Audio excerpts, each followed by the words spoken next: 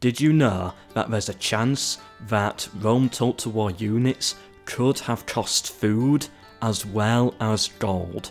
Welcome to a very small cut content video about Rome Total War, and when I discovered this, it deserved its own video.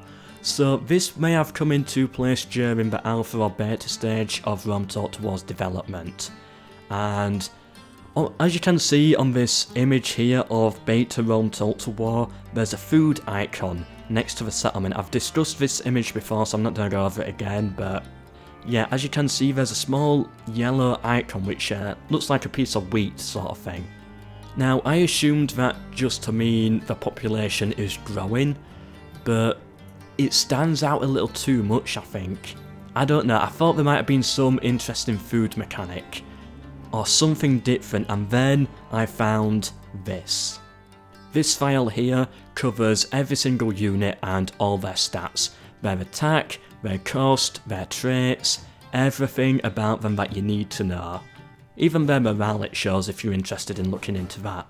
Also, it shows something else interesting as well. Units fight differently in different climates, and if they've got a higher number, they fight better in cold. If they've got a low number, they fight better in warm environments. So British warriors will have like a 4/5, Carthaginian pelters will have like -1 or -2. If they're not in the environment that they are set to fight best in, then fatigue will be much more of a problem. But anyway, that's not this video. There's a mention here of food and how much they're costing food, and it says that this is no longer in use. So this here is a piece of cut content. Now every single unit has the stats 60, 300. And sadly there's two numbers here, so it's difficult to know what they mean. I've got two theories however. Theory number one, the 300 is how much the unit would cost, and the 60 is how much they would cost as upkeep, but in terms of food. And the way how you earn gold, there'd have been another side section next to it that shows you how much food you have in storage. I think it's a little bit like Thrones of Britannia. I think it's that game that implemented that, or yeah, I think it is. So units costing food and food upkeep. I think that's a very interesting mechanic and interesting why it got cut. But it might not be that. Theory number two, and this is much less exciting, but what if it's just down to attrition? Of course, when a settlement is under siege, troops start to die from starvation until it eventually the settlement runs out of turn time. Now, what if the units were meant to fall at different rates? For example, a peltus will fall at whatever 6300 means, and an elephant falls at 150, gets attrition at a much slower rate. And that could mean that they starve out much faster or slower, whatever. I don't know what the stats mean, so it's really difficult to tell. Now, every single unit in here is set to 6300, every single one, doesn't matter what it is.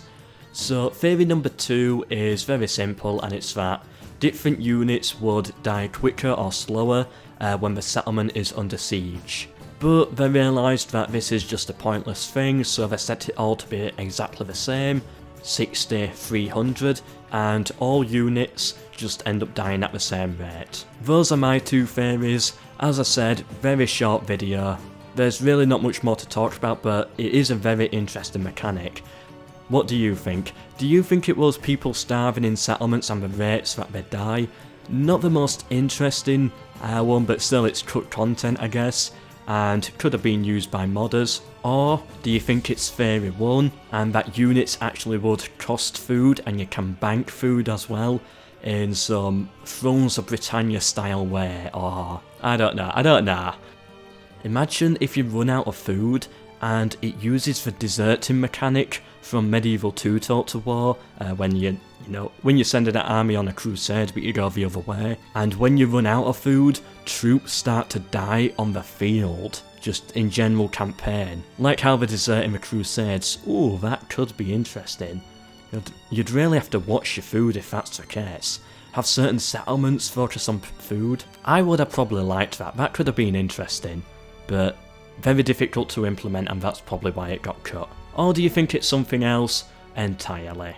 I've been MELKOR, I hope you've enjoyed. Subscribe for more cut content videos. There's already about 10 episodes up like this, so the playlist will be linked and you can go back and check them all out if you want to know other stuff. Subscribe for more, share with anyone you think may be interested. I've been MELKOR, and until the next one, goodbye.